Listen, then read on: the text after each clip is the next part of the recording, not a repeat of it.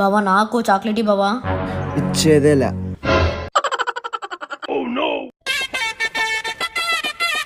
ఏమైంది బావకి ఇట్లా సిగ్గుపడుతున్నాడు?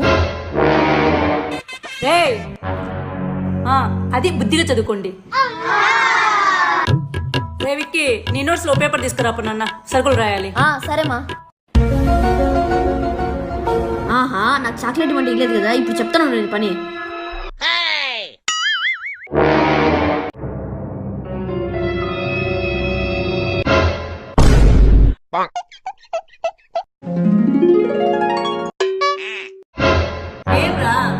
చూపే బంగారం ఏంద్ర వీడు విచిత్రంగా చేస్తున్నాడు.